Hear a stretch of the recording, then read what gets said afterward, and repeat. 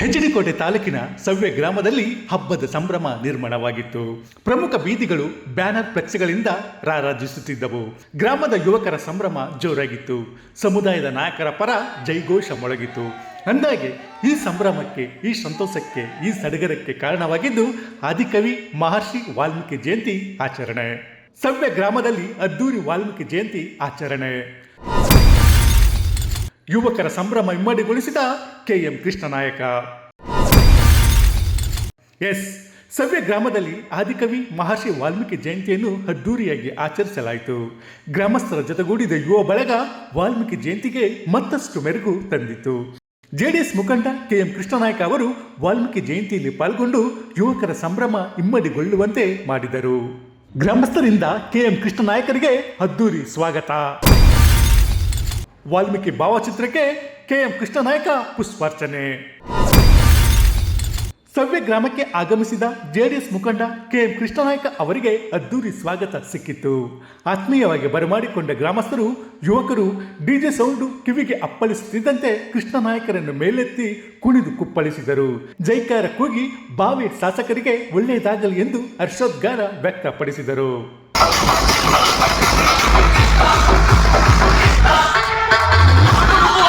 ಬಳಿಕ KM ಕೃಷ್ಣನಾಯಕರು ಮೆರವಣಿಗೆ ಸಾಗುತ್ತಿದ್ದ ಬೆಳ್ಳಿ ರಥದ ಮೇಲೇರಿ ಆದಿಕವಿ ಮಹರ್ಷಿ ವಾಲ್ಮೀಕಿ ಭಾವಚಿತ್ರಕ್ಕೆ ಪುಷ್ಪ ನಮನ ಸಲ್ಲಿಸಿದರು. ಸಂಸ್ಕೃತದ ಮೊದಲ ಮಹಾಕಾವ್ಯವಾದ ರಾಮಾಯಣದ ಕರ್ತೃಗೆ ತಲಬಾಗಿ ನಮಿಸಿದರು. ಈ ವೇಳೆ ಯುವಕರು ಕೃಷ್ಣನಾಯಕರ ಮೇಲೆ ಪುಷ್ಪ ಮಳೆ ಗೈದರು.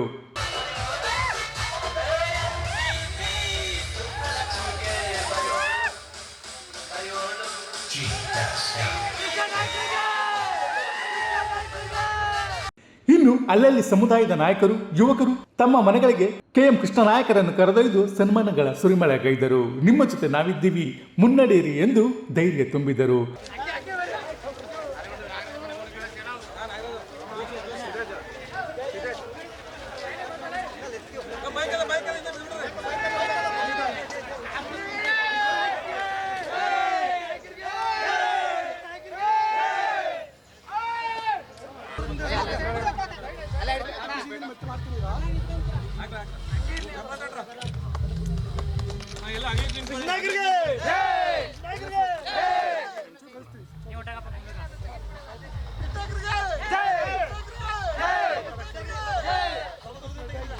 ಇನ್ನು ಕೃಷ್ಣನಾಯಕ ಅವರು ವಾಲ್ಮೀಕಿ ಯುವಕರ ಬಳಗಕ್ಕೆ ಆರ್ಥಿಕ ನೆರವು ಕೂಡ ನೀಡಿದರು.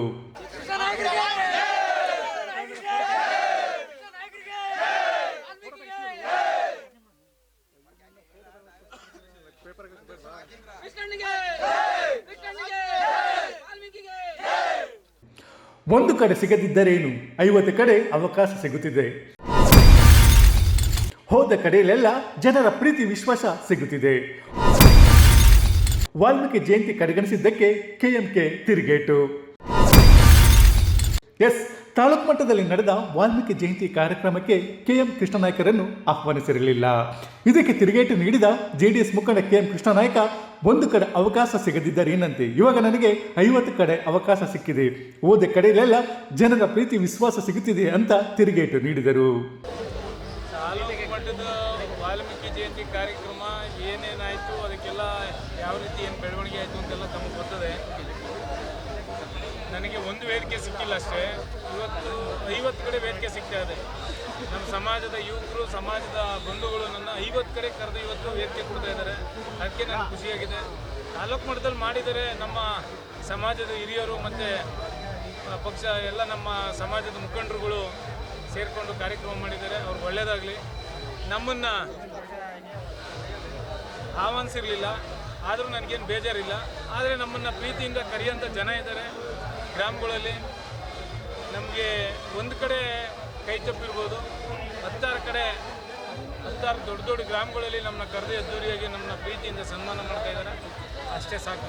ಇನ್ನು ಇದೇ ವೇಳೆ ಶಾಸಕ ಅನಿಲ್ ಚಿಕ್ಕಮಾದು ಕಾರ್ಯವೈಖರಿಯನ್ನು ತೀವ್ರವಾಗಿ ಟೀಕಿಸಿದರು.